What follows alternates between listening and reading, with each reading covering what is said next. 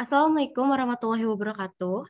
Perkenalkan, kami dari kelompok 5 ingin mempresentasikan hasil poster yang telah kami buat dengan judul Major Depression.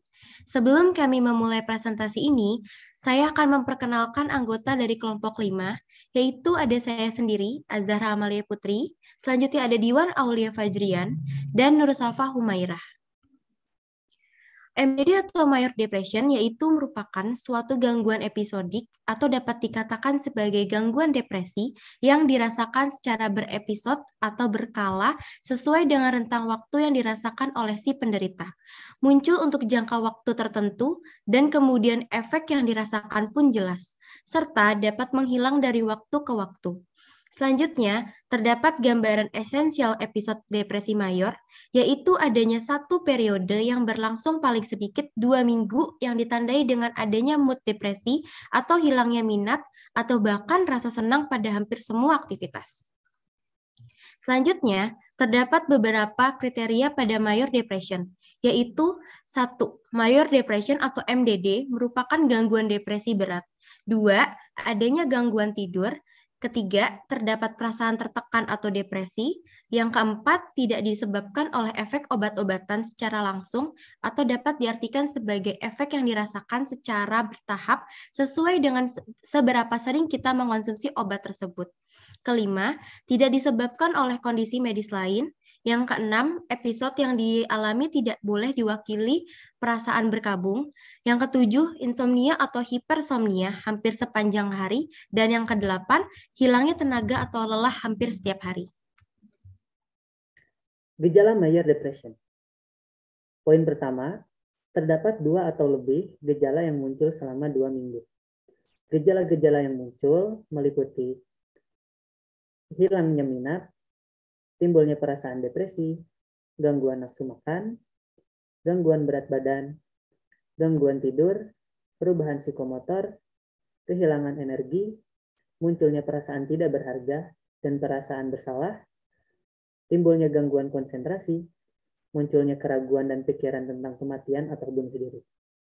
Perubahan suasana hati disertai kehilangan minat, serta perasaan tidak berharga atau bersalah menjadi syarat untuk mendiagnosis Major Depression Disorder. Poin selanjutnya adalah gejala yang diderita menyebabkan kesulitan atau gangguan secara signifikan terhadap kehidupan, pekerjaan, dan fungsi sosial. Selanjutnya ada risiko dari Major Depression Disorder. Yang pertama, gejala awal lebih umum terjadi pada dewasa muda dibanding dewasa tua. Yang kedua, Major Depression Disorder lebih rentan terjadi pada orang-orang dengan taraf sosioekonomi yang rendah. Dan yang ketiga, Major Depression Disorder lebih rentan terjadi pada orang-orang yang mengalami perceraian. Lalu terdapat hal-hal yang dapat dilakukan ketika gejala mulai muncul. Yang pertama adalah pola hidup sehat, seperti perhatikan pola makan. Cobalah untuk mengonsumsi makanan yang mengandung asam lemak omega-3 seperti salmon dan makanan yang kaya akan vitamin D dan magnesium. Lalu ada mengurangi konsumsi alkohol dan menghindari makanan olahan. Mengonsumsi alkohol hanya akan membuat gejala depresi semakin buruk. Selain itu, mengonsumsi makanan olahan dan makanan yang digoreng dapat meningkatkan risiko terhadap depresi. Lalu ada berolahraga secara rutin. Meski gangguan depresi mayor dapat membuat seseorang merasa kelelahan, namun penting untuk tetap aktif secara fisik. Berolahraga, terutama di luar ruangan dan di bawah sinar matahari, dapat meningkatkan atau mengubah suasana hati menjadi lebih baik. Lalu, cobalah tidur dengan teratur dan nyenyak selama 6-8 jam setiap harinya. Jika merasa kesulitan untuk mengubah kebiasaan ini, cobalah untuk berkonsultasi dengan psikiater atau psikolog. Yang kedua, mencari pertolongan ke psikiater atau ke psikolog. Psikoterapi merupakan terapi yang dinilai efektif untuk orang-orang yang dengan gangguan depresi mayor. Terapi ini dilakukan dengan berkonsultasi langsung dengan psikolog atau psikiater secara teratur untuk membicarakan kondisi psikologis yang dirasakan atau dialami. Psikiater mungkin juga akan merekomendasikan jenis terapi lainnya seperti terapi kelompok. Terapi kelompok ini dilakukan dengan saling berbagi mengenai yang dialami atau yang dirasakan dengan orang-orang yang juga mengalami kondisi yang sama. Lalu yang ketiga adalah mencoba membuka diri. Janganlah memendam rasa stres sendiri. Jika kita butuh seseorang untuk berbagi, cobalah membuka diri dengan keluarga atau sahabat. Jika tidak berhasil, jangan ragu untuk konsultasi ke psikolog. Lalu ada kaitan MDD dengan sosial. Pengalaman stres psikologis, stres sosial, seperti penilaian atau penolakan sosial, sangat berhubungan dengan perkembangan depresi. Seseorang dengan perkembangan depresi, seseorang yang mengalami penolakan sosial selama 22 kali, akan mengembangkan depresi lebih cepat dari orang yang tidak mengalami stres tersebut.